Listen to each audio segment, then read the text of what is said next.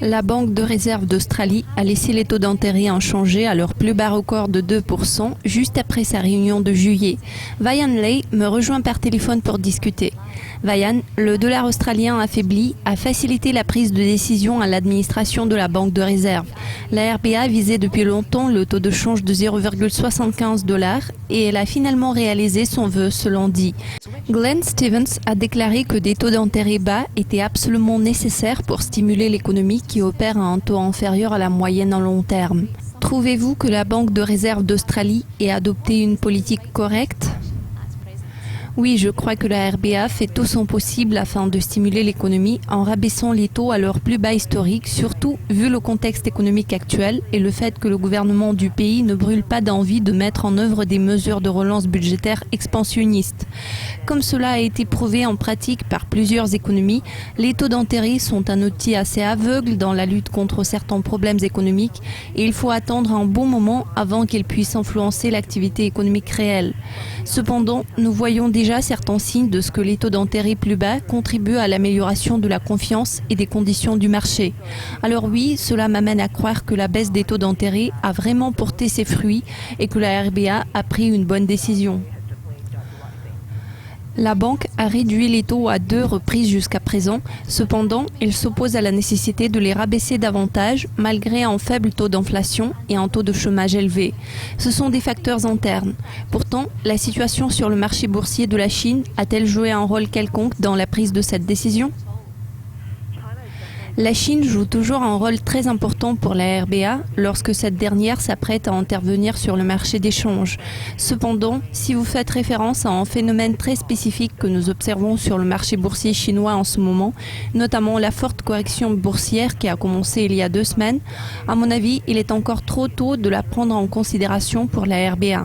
La Banque de réserve suit attentivement cette situation pour comprendre si elle peut avoir des répercussions plus importantes, ainsi que pour évaluer les risques de contagion. Si la RBA voit des critères d'après lesquels elle pourrait juger de l'impact de la situation boursière en Chine sur la demande chinoise en produits australiens, je suis sûre et certaine qu'elle va agir de manière appropriée. Vu le niveau courant de 2%, nous croyons qu'il reste toujours de la place pour de nouvelles baisses de taux si nécessaire. À la différence des réunions précédentes, le marché a réagi à la décision de la banque de manière très calme. Malheureusement, la banque n'a donné aucune indication sur le futur plan d'action en termes de taux d'intérêt. Néanmoins, la banque a fait référence au prix des matières premières beaucoup plus bas. Combien de temps faudra-t-il attendre avant une nouvelle intervention à votre avis ?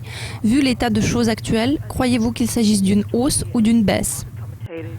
Je pense que la majorité écrasante des analystes s'attendaient à ce que la banque maintiendrait les taux sans changement lundi. Ce n'était pas un mouvement surprenant. Il existe certains défis auxquels la RBA fait face en ce moment. Le marché immobilier semble être surchauffé car les prix du logement progressent à un rythme fou à Sydney et à Melbourne. Certains secteurs ont désespérément besoin d'un coup de pouce à long terme. Cela concerne notamment le secteur minier qui a connu une chute dramatique. Il paraît que les risques haussiers et baissiers sont assez équilibrés en ce moment. Nous attendons à ce que la RBA laisse les taux inchangés pour une période prolongée. Le prochain mouvement est susceptible d'être haussier, mais il ne va pas se produire avant la fin de 2016.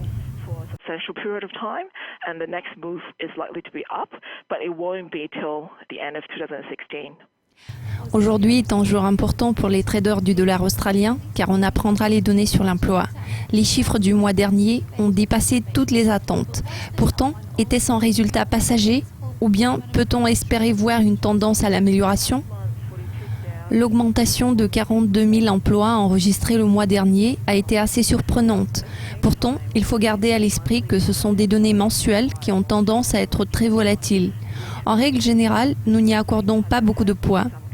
Parallèlement, nous constatons qu'il y a eu quelques signaux encourageants sur le marché du travail qui pointent vers une croissance stable en termes d'emploi. On a récemment enregistré l'augmentation des heures travaillées par les employés.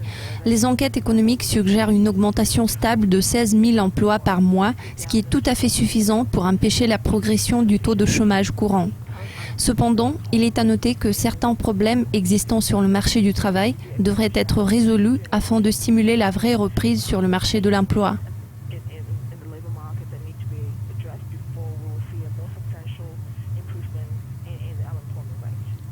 Vayan, merci de vos commentaires et de votre participation. C'était un plaisir de discuter avec vous. Merci de votre attention. Restez à l'affût de toutes nos mises à jour et interviews exclusives pour être au courant de tout ce qui se passe sur les marchés financiers. Nous vous disons à très bientôt.